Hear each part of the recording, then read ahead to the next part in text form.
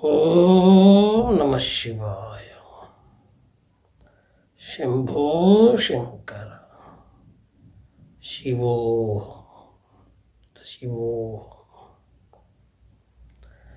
Welcome to Harihara media. మన Harihara media తరపున శివతత్వం గురించి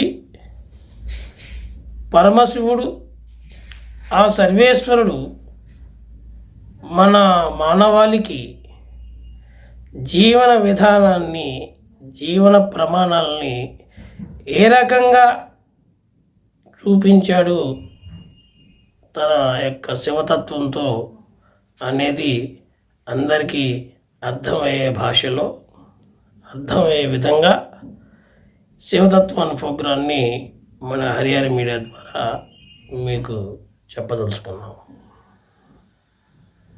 ఓం నమ శివాయ. అందరికీ నమస్కారం. ఓం నమ శివాయ. శివతత్వం గురించి అందరం తెలుసుకుందాం. పరమేశ్వరుడు మానవాళి ఎలా జీవించాలి అని తను ఆచరించి చూపిన విధానమే శివతత్వం. ఆయన నామధేయాల్లోనే ఆ శివతత్వం కనిపిస్తుంది. అది ఎలాగంటే త్రినేత్రత్వం. త్రినేత్రుడు అంటే 3 కళ్ళు కలవాడని అర్థం. సూర్యుడు, చంద్రుడు, అగ్నిగా ఆ కళ్ళని అభివర్ణించారు. దాని అంతరార్థం ఆరోగ్యానికి సూర్యుడు, జీవన కళకు చంద్రుడు, తేజోగుణానికి అగ్ని. ఈ లక్షణాలు ప్రతి మనిషిలో ఉండాలన్న సత్యం చెబుతుంది శివుడి త్రినేత్రత్వం.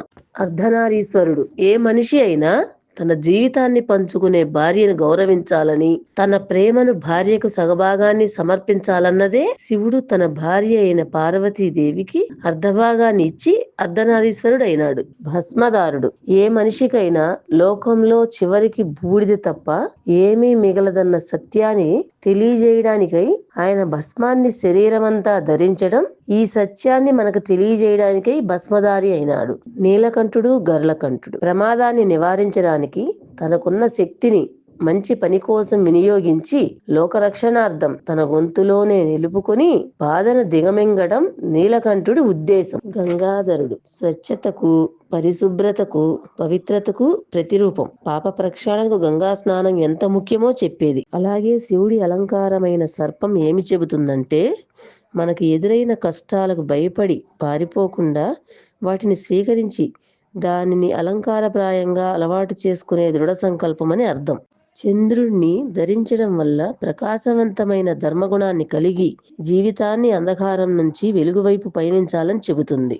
నందివాహనం జీవన యాత్రను సుఖవంతం చేయుటకు. తాండవ ప్రియుడి జీవితం ఒక రంగస్థలమని గ్రహించి నిత్యం ఆనందంగా గడపాలని కోరుకోవడం, చివరిగా శ్మశాన వాటిక విరహభూమిగా చేసుకొని చెప్పేది ఏమిటంటే, జీవుడి అంతిమ యాత్ర, చివరి ప్రయాణం శ్మశానానికై. పుట్టిన ప్రతి ప్రాణి ఎప్పటికైనా చేరాల్సిన చోటు. నీ వెంట వచ్చేది భౌతికంగా ఏమీ ఉండదు. ఈ సత్యాన్ని తెలుసుకుని బ్రతికున్నప్పుడు ధర్మాన్ని అనుసరించి అరిషడ్వర్గాన్ని నియంత్రించి మానవత్వానికి ప్రతీకగా నిలిచి ఆదర్శప్రాయమైన జీవితాన్ని జీవించడం ఎలాగో చెప్పేదే శివతత్వం. ఆయన మహా తపస్వి. లోకక్షేమం కోసం చేసే తపస్సు మంచి పనిని, దీక్షగా ఏకాగ్రత తపస్సు మాదిరిగా ఉండాలని, దేనికి చలించరాదని ఈ శివతత్వం బోధిస్తోంది. ప్రతి మనిషి తన జీవన మార్గ లక్ష్యంగా ఈ తత్వాన్ని ఆచరిస్తే అంతా శివమయం. ఓం నమ శివాయ. హర హర మహాదేవ. శంభో శంకర. నమ శివాయ. శివతత్వం అనేది మనకి మనంగా ఆ పరమేశ్వరుడు గురించి మనస, వాచ, కర్మల త్రికరణ శుద్ధిగా ఆచరించిన విధానం మన జీవితానికి ఎంతో ఇది. పరమేశ్వరుడికి సంబంధించిన ప్రతి విషయాన్ని కూడా ఒక ఆది దంపతుల వాళ్ళు, విశ్వనాథ నాయకుడు అంటారు, ఆయన విశ్వనాయకుడు అంటారు, కాశీ విశ్వనాథ అంటారు. ఎందుకంటారంటే విశ్వం మొత్తం, జగత్తు మొత్తానికి కూడా ఆయనే పరమేశ్వరుడు, పరమాత్ముడు. అలాగే కుటుంబ వ్యవస్థ, ఒక కుటుంబ వ్యవస్థ ఎలా ఉండాలనేది కూడా పరమశివుడు మనకి చూపించాడు. ఆ దంపతులుగా, జనకులుగా, పార్వతీ పరమశివుని అంటాం మనం, ఇంకే దేవుణ్ణి ఆ విధంగాను. అలాగే విఘ్నాలకు అధిపతి అయినటువంటి వినాయకుడు, దైవ సంభూతుడైనటువంటి సుబ్రహ్మణ్య స్వామి, ఒక చక్కటి కుటుంబ వాతావరణం. నెక్స్ట్ ఎపిసోడ్లో ఆయన కుటుంబానికి, ఆయన కుటుంబ వాల్యూస్ మనకు ఎలా ఉండాలి అనేది మీకు నెక్స్ట్ ఎపిసోడ్లో వస్తుంది.